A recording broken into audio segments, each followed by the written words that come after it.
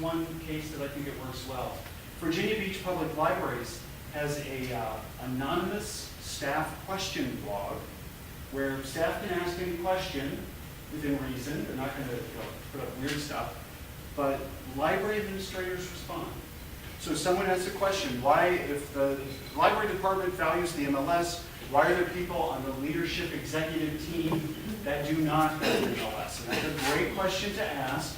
You might not want to stand up in staff meeting and ask that, but they get to do it this way, and the director responds. So think about that too. There are some things about this honesty, maybe providing an anonymous venue to gather employee feedback as well. The next factor of the hyperlinked library, the library is participatory. We get to participate in the web. We've seen great examples of that. Let's talk a little bit about participatory service. And this is from my friend Michael and his writing partner Laura Savistinic, and from their book Library 2.0, a guide to participatory library service. This was published by Information Today in 2007. This is the textbook I use for my class. It's pretty darn sharp, and it is much broader than just talking about instant messaging or the library blog. In fact, they define Library 2.0 as, at its heart, is user-centered change. And it's a model library service that encourages constant and purposeful change, inviting user participation, both in physical and virtual space, and, I love this part, consistently evaluating services. I think where we're at right now in the Library 2.0 continuum discussions is we're starting to get a grip on this part. How do we evaluate these things? So Michael and Laura say participatory service engages users and lets them plan with the library staff and gives a way for evaluation. It's a very interesting example from Holland, I believe. Aarhus Public Library, the Transformation Lab. Sorry? Denmark, thank you. Thank you. They cleared out a big space in the first floor of the library and made it into an anything space. It might be an art installation. It might be a concert space. It might be a community meeting center. Fascinating YouTube video you can watch about this. And this is Jack at Columbus Metropolitan Library. They have redesigned some of their reference desks so they're not a fortress anymore.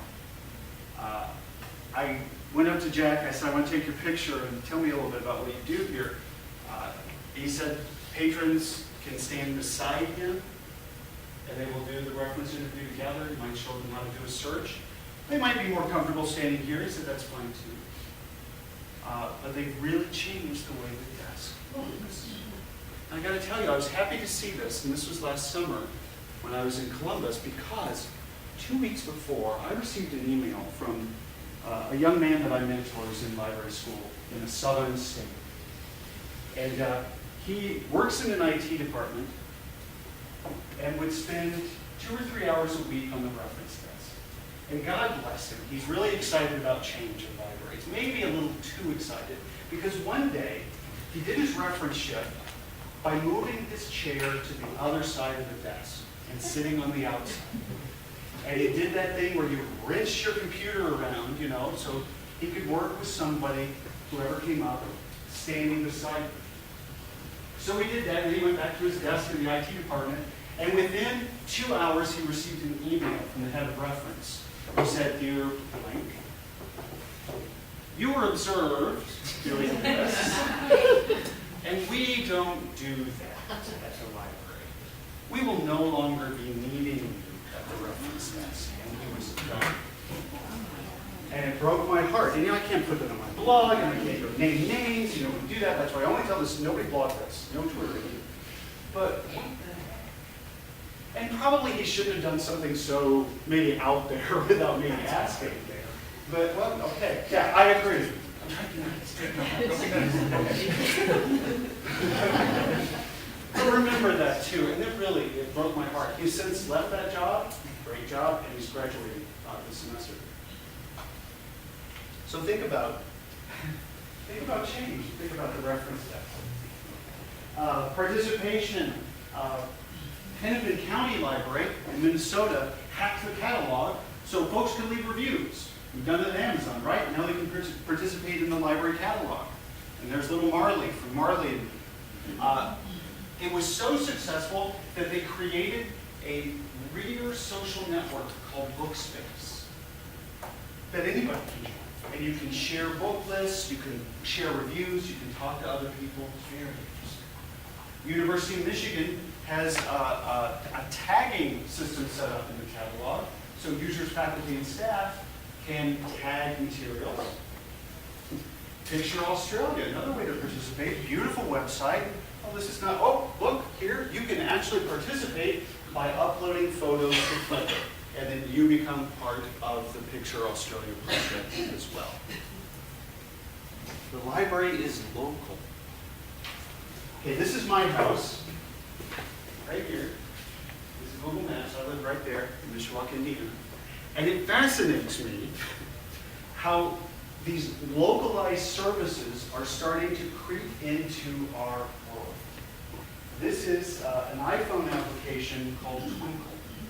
That is a Twitter client that allows me to post where I'm at. Okay? Here's a little post where I'm at. And this is just a screenshot from the iPhone. Here's one I took yesterday when we connected to the Wi-Fi. There was free Wi-Fi blanketing the Comensal vegetarian. I could live there. It was so good. This is an application called Loop. It's on the iPhone. That with this application, I can have a trusted network of friends, and I can post what I'm doing, and it will insert a little pin on the map. And that's pretty good. I think that's pretty close, maybe to where we work. And I can share that with my trusted friends, or I can post it out to Twitter and show the world, and the map becomes clickable. Looks like this. I couldn't update this screenshot because I had trouble with the phone connecting. Now the other thing that Twinkle does is here's a little button called Nearby, okay?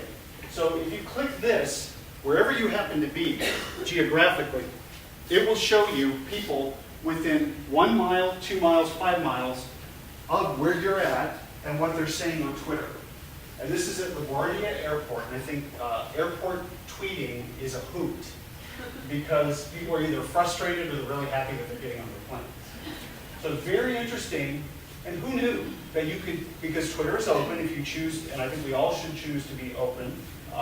If it's open and tagged geographically by you telling Twitter where you're at, or if you're doing it on the phone, which automatically does it, it is sharing this then with the world. Last summer, I was sitting by a lake in northern Michigan with my glass of wine and my campfire and my iPhone. Kind of, I know. And I was using this app, and I realized that someone across the lake was using Twitter. I didn't see it. I was like, wow. What is this doing to the world, and what does this mean for the way that we will connect with each other? Google Maps, there's my house again on the iPhone.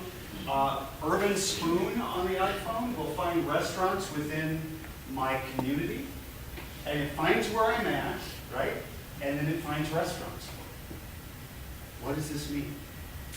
I don't know, but it's something to watch, because eventually location-aware applications and phones and devices are going to be on everybody's hip or in everybody's pocket, and it's going to be a way that they will connect with their world. I might pull out my phone and say, I need a good vegetarian restaurant in downtown Montreal, and you know where it'll probably send me. I didn't go to the library. I didn't go to the travel book. Michael, I think we can say in Toronto, where there's 99 branches, soon to be 100, the largest library system in the world, I showed them that you could find every single bookstore in Toronto on your iPhone. Nice. And you could not find the branch libraries. So, 4 weeks later, you could find all the branch libraries in Toronto. Right. So Because that's all they had to do was go in and code every one of the library web pages with the address and add it up into Google Maps, and big bang boom, you can find the library. Why should you feel like a bookstore or not a library? absolutely. So presence and location aware, very important. And that was one of the trends I wanted to bring to you all.